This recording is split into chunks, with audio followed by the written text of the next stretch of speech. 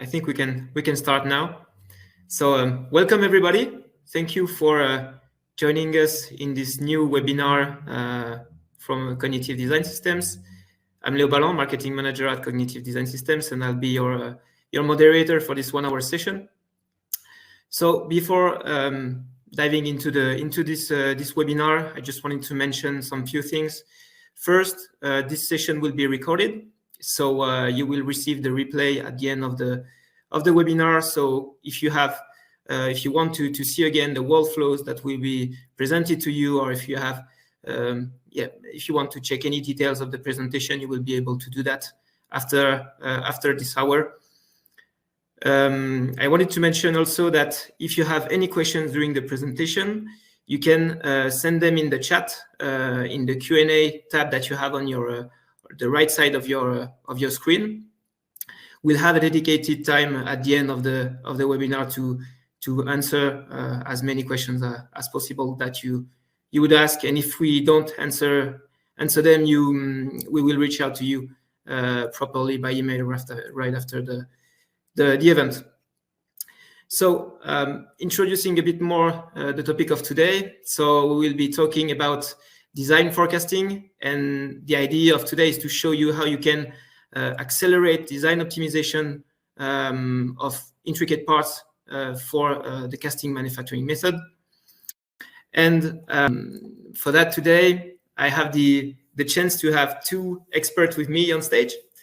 First, Théo Berthomieux, who is the product manager of Cognitive Design. Théo, if you would say some few words to the audience. Yeah, hi everyone. Excited to be here today and to share how Cognitive Design is transforming casting design. So as a product manager, I will walk through the key challenges engineers face and how our software helps to solve them. Thanks, Theo. And also we have on stage today Alejandro Carcel Lopez, who is the Director of Application Engineering and Services at CDS. Alejandro, would you also say a few words? Yes. Hi, everyone. I see some familiar names in the chat, so that's great. Yeah, I'm Alejandro Carcel Lopez, Director of Application Engineering and Services at CDS since 5 months ago. I have a background mostly in aerospace and also advanced optimization and in innovation. Very excited today to show you our workflows on die casting and how we can highly automate design while taking into account performance and manufacturing.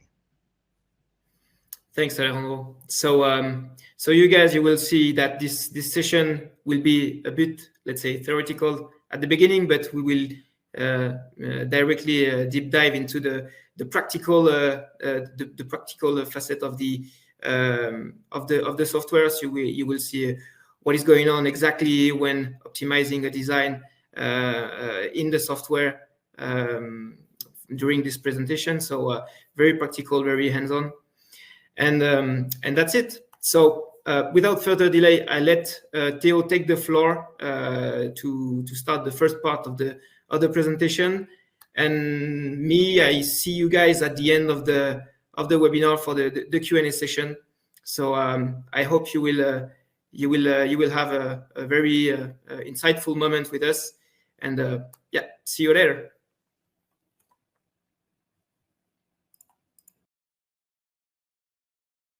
All right.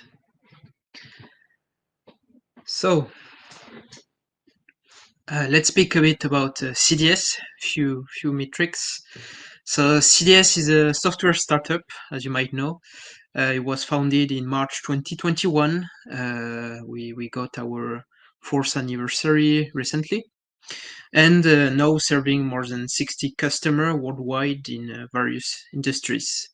We are a team of 20 experts focused on making design optimization and manufacturability easier for engineers. And our mission here is to help engineers to accelerate the design process by making parts highly manufacturable from the start, requiring only minimal adjustment. So, about the challenges in the casting design process, as you might all know, it's not an easy job. engineer needs to manage many constraints in the design, like the drafting holes, the wall thicknesses, junction, undercuts, parting line. So many design change to take into consideration. If those design changes are not applied correctly, it leads to small errors, delays, costly reworks, and production issues. Adjustment often happen too late, leading at the end to inefficient workflows. So here we have the traditional process, starting from the specification, design space, we have the topology optimization, generative design, then CAD reconstruction, the process adaptation, so the design adjusted to the manufacturing process, a validation step with an FEA simulation, prototyping, testing, and finally production. So as you can see, many steps, but also many iterations, many back and forth made from the CAD reconstruction to the topology optimization, from the process again back to the topology optimization, etc. So those back and forth information transfer makes the process heavier, creates issue and waste time. We also have technological silos throughout the process between the CAD simulation and manufacturing. There are some communication wall to go through, and a lack of agility. So it's hard to integrate those design constraints very early in the design phase. So this is why we created cognitive design, to solve those challenges from day one and accelerate your workflow. So how we accelerate the casting design process? So with cognitive design, we have several steps centralized within the software. We have the topology optimization, generative design, geometry construction, the process adaptation through the manufacturing-driven design approach, the geometry refinement for performance with the simulation-driven design approach, and then the FEA simulation, making all the iteration faster, easier, all in one single environment.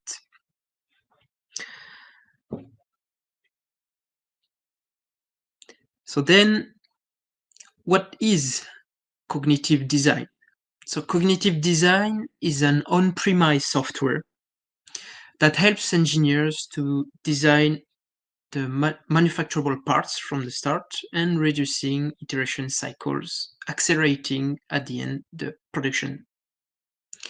So it optimizes, firstly, it helps to optimize the performance. So to achieve the maximal part performance through optimization based on the simulation-driven design approach, you can integrate thermal and mechanical simulation.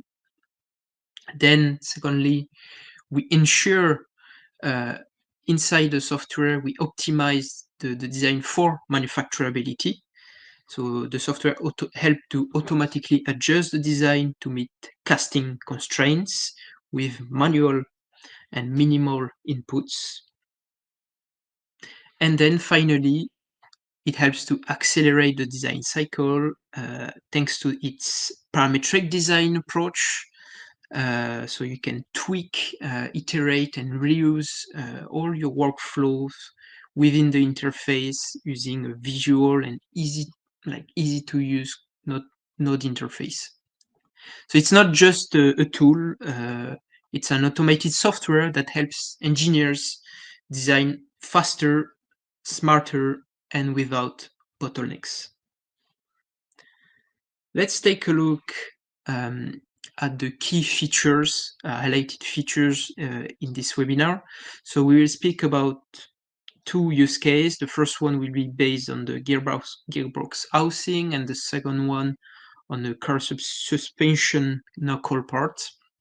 And in those two use cases, you will find first the generative design feature, the casting manufacturing driven design, the meshless FEA simulation, the simulation driven design application, the manufacturing analysis application, and finally the CAD export.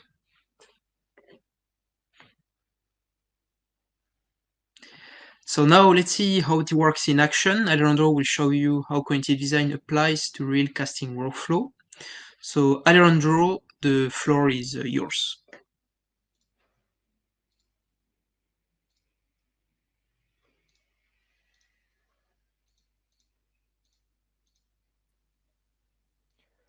Thank you, Theo, for this nice introduction to cognitive design. Now let's see it in action in those case studies for die casting. So let's have a look at the first application, the gearbox housing workflow. Our starting point will be the CAD assembly, where typically we will have defined the surrounding components, in this case, all the other car components around the gearbox housing, as well as the components at the interior of the gearbox housing. So all of the gears basically and other systems. And then what we will do is we will create or define the functional regions that we want to automatically connect in a way that allows us to get a manufacturable shape for die casting. Then, using the generative enclosure design workflow in cognitive design, we will be creating a uniform thickness surface that connects all of the functional regions. Then, using manufacturing-driven design, we will be making the part functional and manufacturable by die casting, by removing any undercuts and being able to draw the part in the demolding direction, as well as keeping good thickness everywhere that doesn't have too much variation. Then we can further optimize the part based on stress data by tweaking the thickness of the part based on stress fields using simulation-driven design.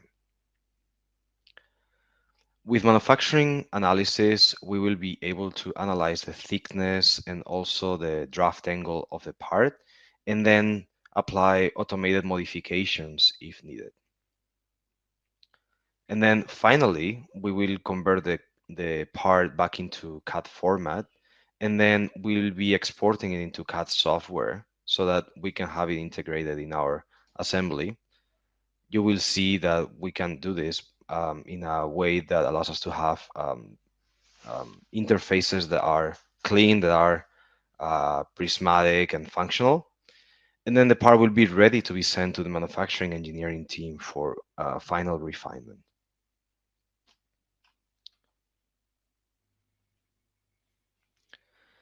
All right, now we are in cognitive design. Our workflow for the gearbox housing will have three differentiated parts. The first part will be the basic enclosure design, where we are going to create the basic geometry in a highly automated way, and then apply a first manufacturing-driven design operation to make it highly manufacturable for die casting. Then we will be focusing on the simulation-driven design side, where we will actually perform a static analysis on the gearbox housing to then tweak the thickness of the part based on stress data obtained in the analysis. Then for this highly performing part, we will be doing some final manufacturing driven operations, such as automating the draft angle modification so that the part can be properly drawn out of the mold. All right, so let's start looking into our workflow. Okay, so here we have imported the non-design regions. So here's the external components where material cannot happen in order to avoid clash with other parts and also for installation related purposes. Then we have the internal non-design region where we have all the components that will be enclosed by the gearbox housing. And then we have the functional regions that we will be connecting. So In our generative enclosure design workflow, our first automated function is the auto design envelope, where we're going to connect the different functional regions based on a wrapping strength, defining a functional region thickness, and also a radius to connect the thickness with the wrapping strength. In this particular case, we will be getting a fully solidified wrapping of the part. So this is a fully automated operation. There's no manual intervention other than defining the values of the wrapping strength, which is going to depend on the distances between the different regions that you want to connect. Then with a couple of Boolean operations, just by joining the two non-design regions and subtracting them from the wrapping that we just created, we will be creating this part that still is the same as this wrapped part, but then we will have removed all of the non-design regions. However, this part, if we look a bit more in detail, doesn't have very constant thickness, which is typically something we want for something like die casting. So we have developed at CDS a mid-surfacing function that, based on our input geometry, we can go ahead and automatically find the mid-surface. Then we can assign it some thickness and create a highly constant thickness in the part, which is a lot more suitable for die casting.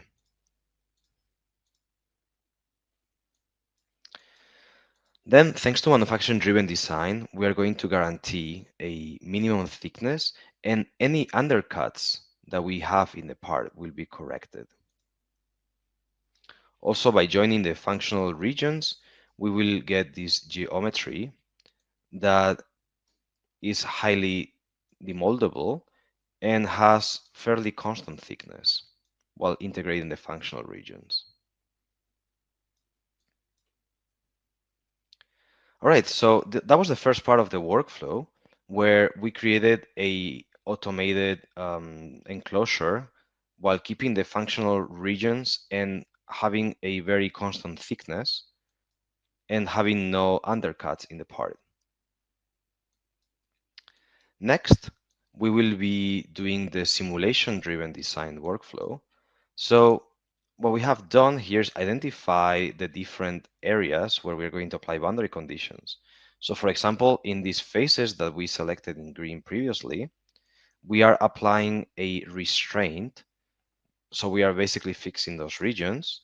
Then, for example, in this other face here is the axis number 1 face, and we have applied a load in a specific direction based on the data that we have from this application with a specific force. And we have done the same with other faces. In this case, we have focused on one single load case where we combine all of these loads. Of course, we could have created different load cases, but in this application, we have mostly a very this one load case that drives the performance of the geometry. We have applied our material, which is aluminum 6000 series with T6 treatment. And then we have put together the scenario. We have set up our solution with some parameters, like for example, we are using linear and iterative solver. We could have also used direct. Here's the resolution. We are using 35,000 nodes in our simulation, which for this the meshless simulation provided by Intact Solutions is a great parameter. Also, we can define cell size if we want to, and then we can launch our simulation.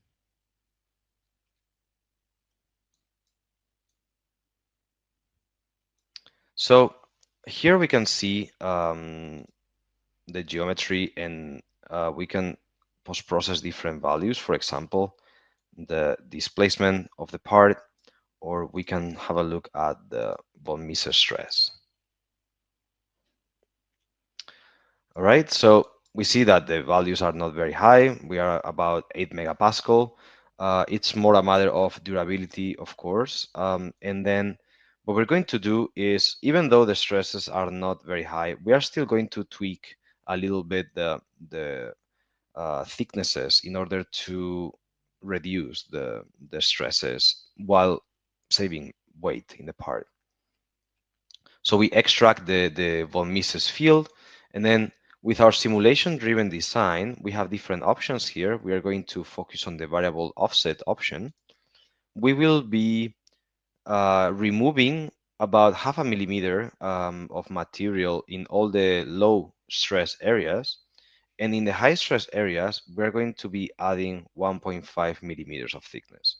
Obviously, we don't want to create very high thickness variations. That's why we are keeping the values low. But they can still, as you will see, they can still make a difference in the performance of the part and reduce a little bit the weight. So here, it's probably not very noticeable to the eye, but we have performed the simulation-driven design operation. And then we solve with the same parameters as previously.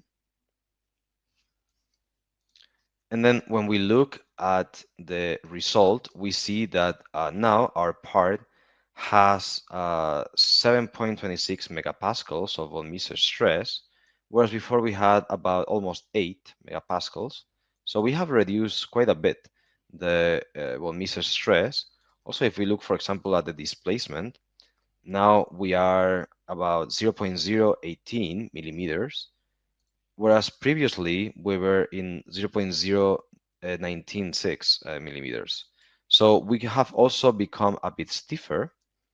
And if we look at the mass, we are currently at 12.6 kilogram of mass in the gearbox housing, whereas before doing the simulation-driven design operation, we were at 12.73. So we have saved about 100 gram. It's not a lot, but basically it's not that we have maintained constant mass, but we have actually reduced it a little bit. But we have improved our structural behavior in the part. So simulation-driven design is a very easy to use, nice functionality that allows you to immediately take into account your stress and displacement data and use it to improve your design in a few clicks.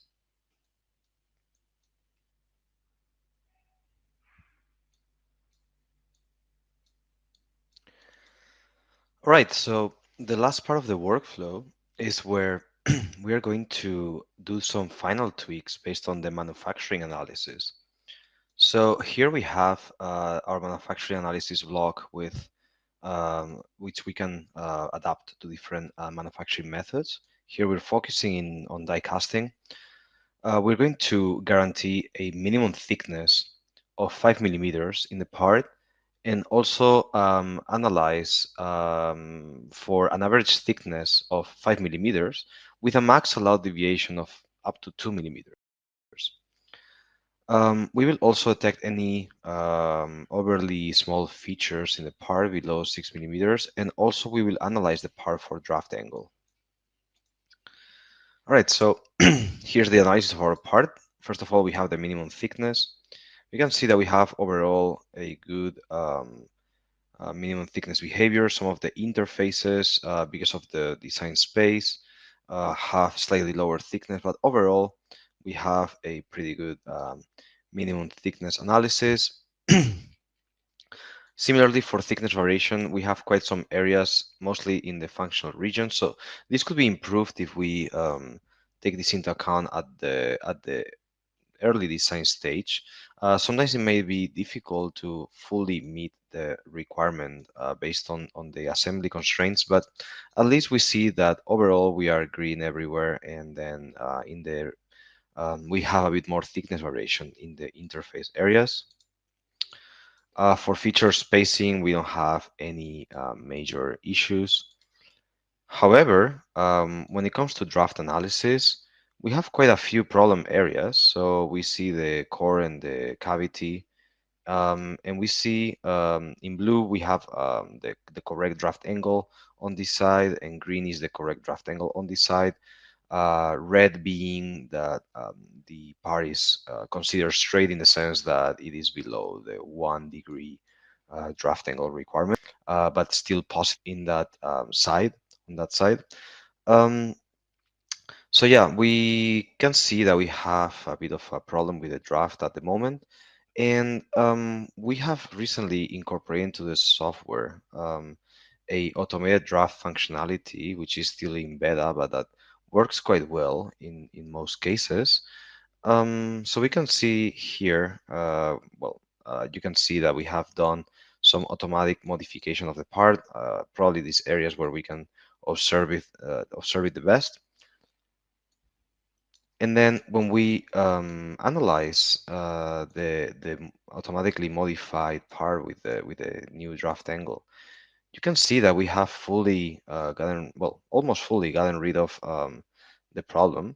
There's still a few areas where it still might need a bit of manual improvement, but overall, it is a very, very good part that can be drafted quite easily. So this can be a huge time saver for the design engineer in these automated workflows, where for the manufacturing engineer later on, only a few tweaks might be necessary in the part. All right, so that's in terms of the manufacturing analysis and the automated draft angle modification. Once we are done with our workflow and we are ready to integrate this part back into our PLM CAD system and send it to the manufacturing engineering team to do the final modifications on the part based on tooling and manufacturing detail analysis, we can export the part as a step file, as a consolidated NURBS, or also we can do it without the phase merging. So we will see here.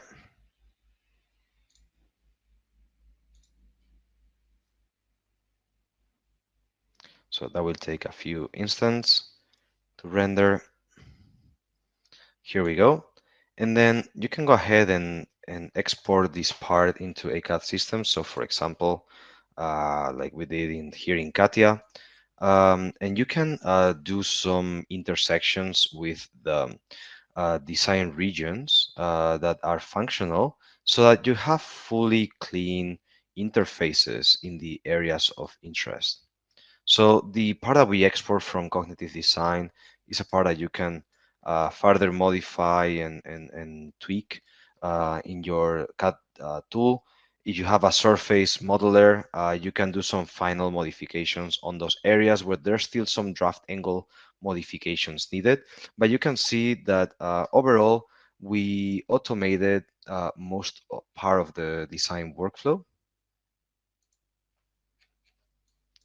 So yeah, as you can see, high automation is possible for this type of design workflow, and you can get a final part that has very good thickness overall, and that has very good draft angle.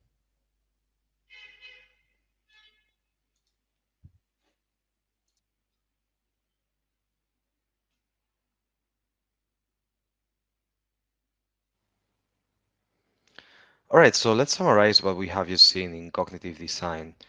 So we have created a workflow that starts by identifying the interfaces and non-design regions in CAD, and then we have automated a big part of this workflow by generating enclosures automatically based on the functional regions and avoiding the non-design areas, using manufacturing-driven design to have a mid-surface automatically and undercut removal, as well as later on the draft angle. Ensuring the durability of the part with simulation-driven design, manufacturing analysis, where we check the draft, the thickness, and the undercuts. And finally, we did back to CAD, where we were able to have the part back into our CAD system before sending it to the manufacturing engineering team. So Overall, we have gained a lot of time, according to our estimations, more than 3 times faster design generation thanks to this workflow. Of course, it still needs some further manual refinement, but at the design concept phase, we have gained a lot of time and have created a very efficient workflow where we obtain a part that is highly manufacturable, highly durable, and highly lightweight thanks to manufacturing-driven design and simulation-driven design.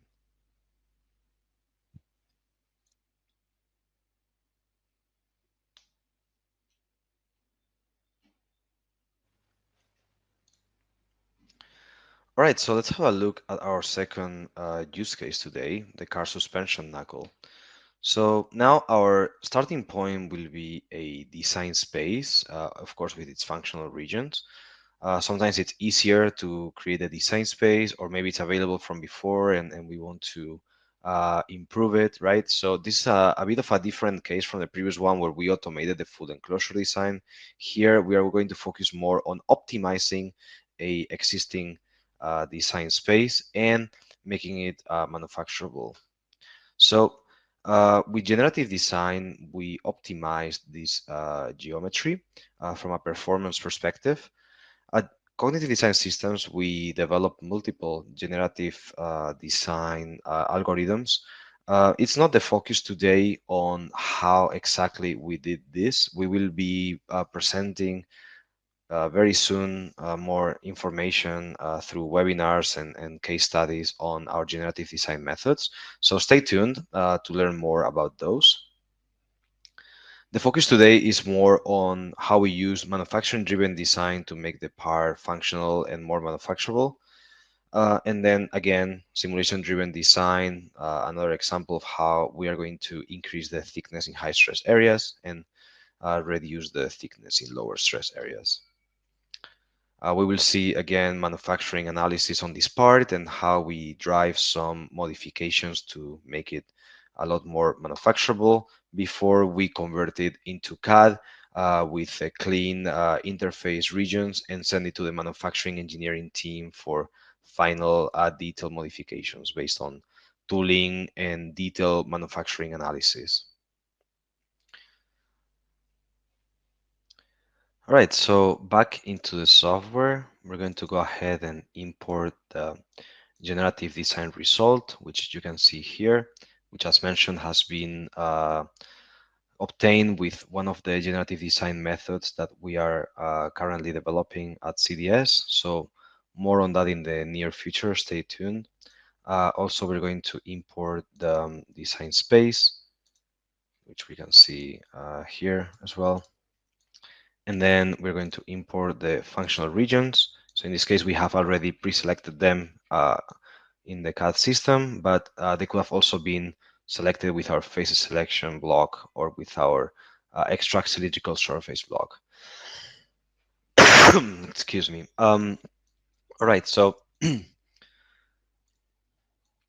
we already have connected the part to the manufacturing-driven design for die casting. And what we're going to do is guarantee minimum thickness in the part. In this case, we're not going to do it, but we could also select faces where we want to add ribbing and then have these ribs oriented in the draw direction. And control, of course, the size of the ribs and their thickness. What we are going to do in this case is ensure a certain feature spacing, so ensure that overly small features are not present in the part, and then doing the undercut filling to avoid having any undercuts in the part. So with all that, we modify this generative design result in such a way that we no longer have the undercut problem, and also any areas that are very thin, very sharp and thin, they are removed thanks to the minimum thickness requirement. All right, so that's the beginning of the workflow where we take that generative design result and we make it much more fit for die casting automatically. And then the next thing we will do is set up a simulation workflow. So we select the phases where we're going to restrain the part. we select the faces where we're going to load the part, and then we perform our static analysis.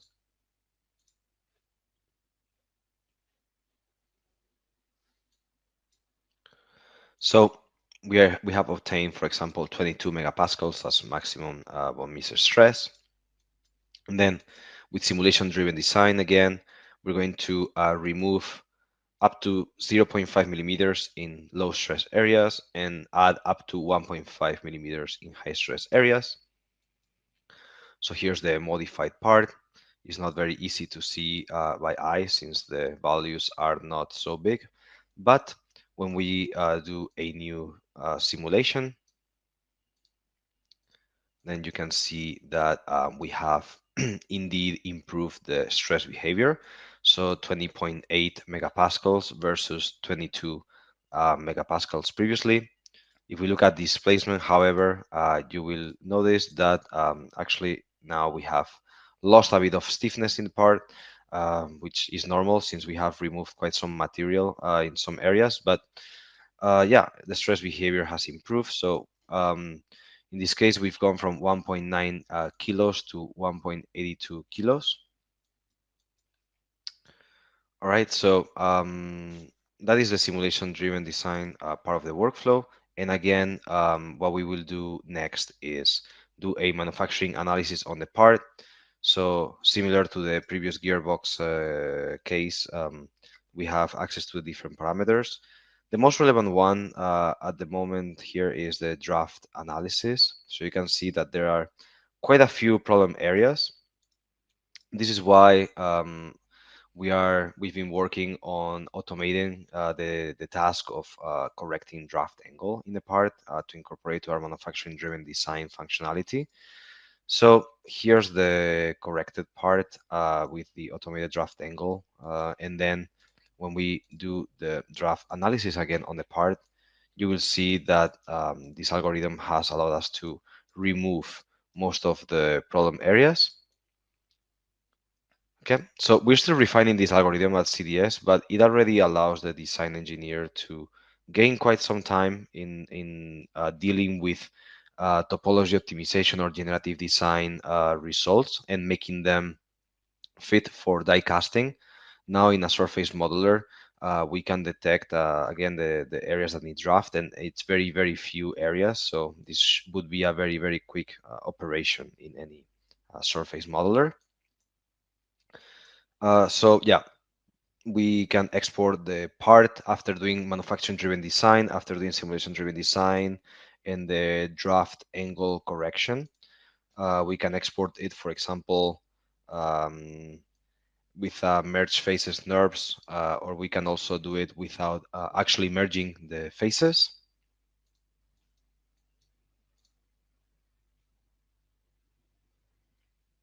So we can see here.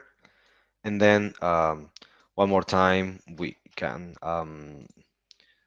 export the part into CAD software and get a clean CAD that has clean interfaces, as we can see here, and that can be integrated into the assembly correctly. That can be used for drawings, that can be used for the manufacturing, by the manufacturing engineering team to do the final touches on this geometry, along with their tooling and manufacturing simulation analysis.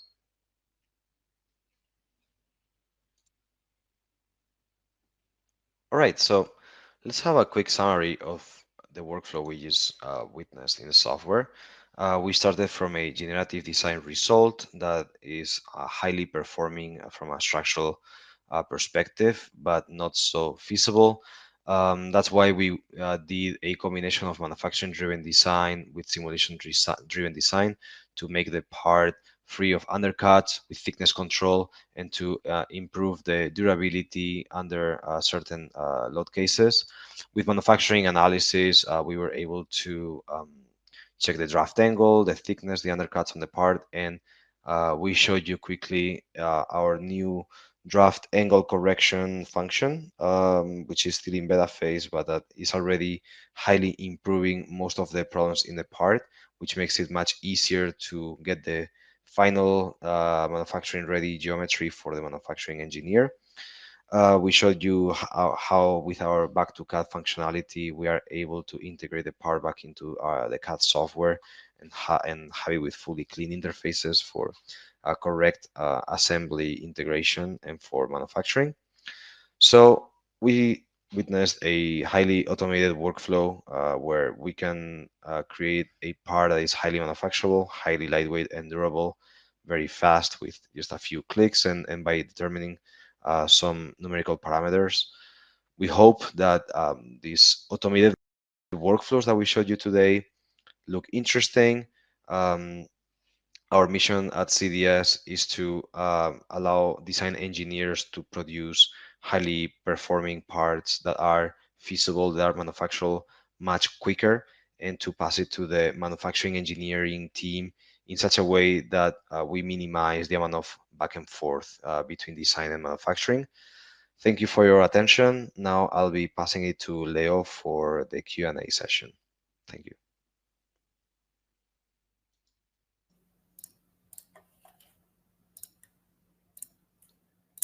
All right, Alejandro, thank you very much for this demo, this very practical demo of cognitive design.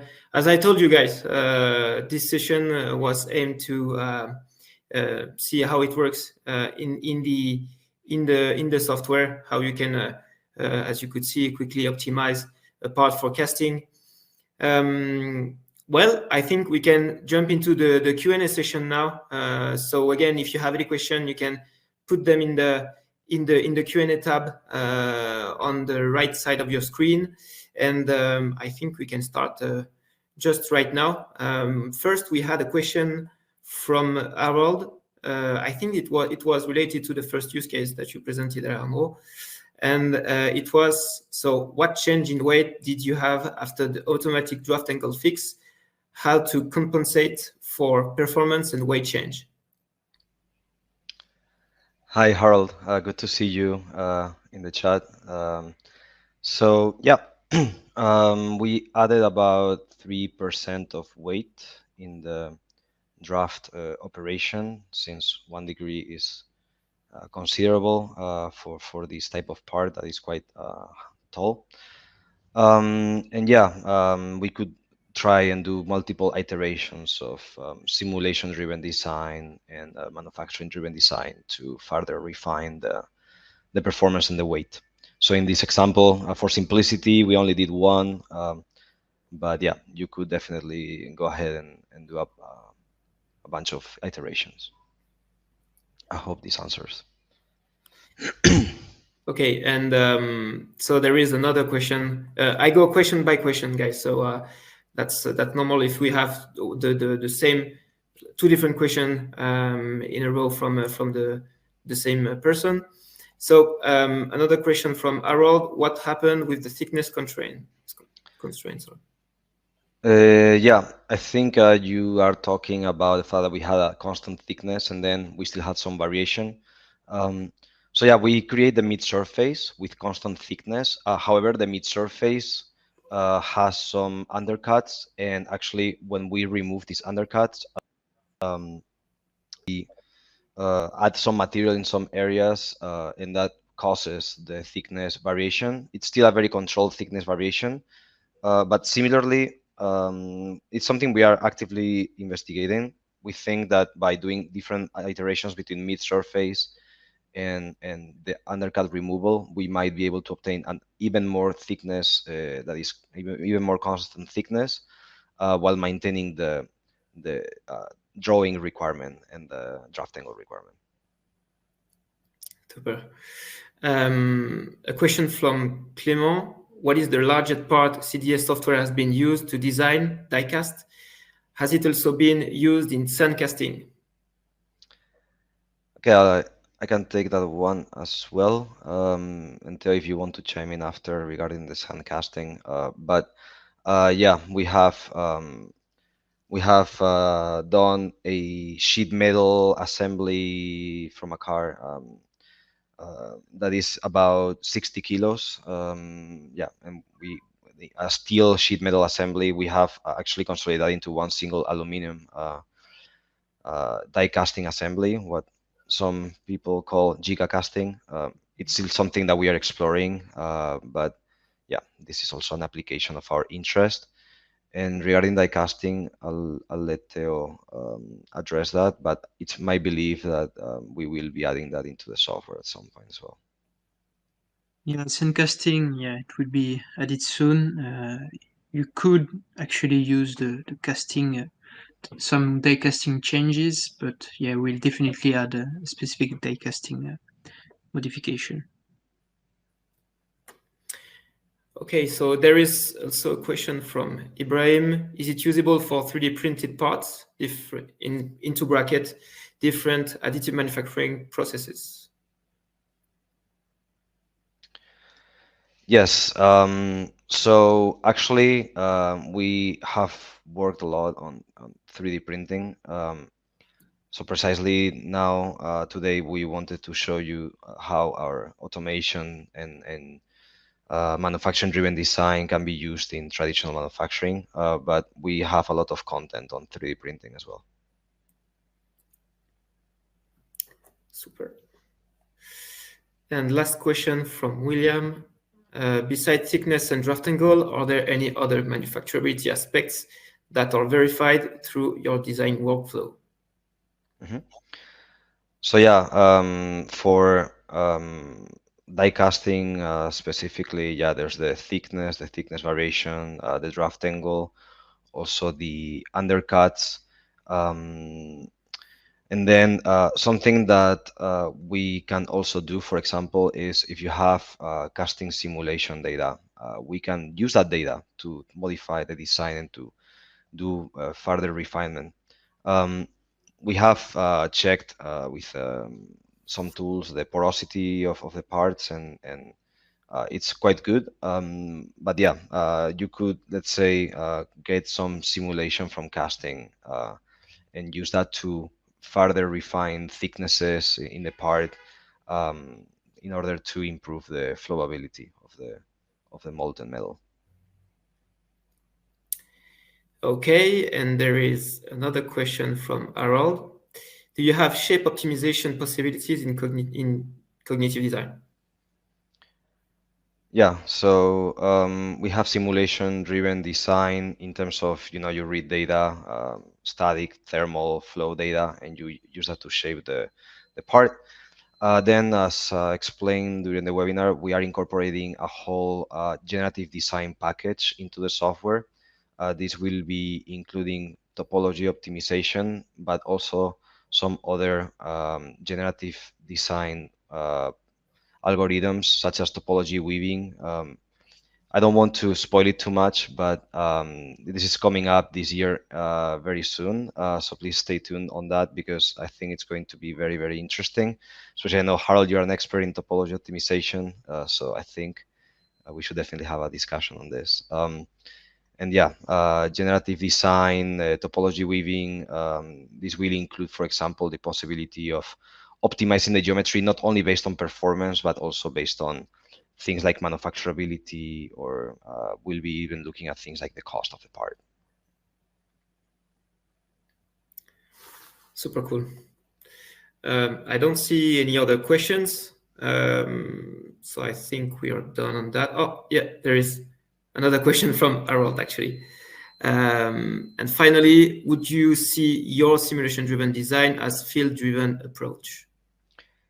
Yes, we call it simulation-driven design, but you're right. Any field can be used to modify the part. It can be geometrical, it can be experimental data, it can be anything, really. So yeah, ultimately we are using fields to describe the geometry, and that means that we can use fields to modify the geometry. Okay, super. All right, thank you all for all your question, your very interesting question. Well, I think that the webinar has come to an end. I just wanted to share something to end it up. Just for you to know that we have a special offer. Special events means a special offer. So we propose to optimize one of your parts for free. So basically optimizing part for your casting method. The process is very simple. You just have to fill out, at least scan the QR code, fill out the form that is inside the QR code, and you can upload the part that you want to optimize.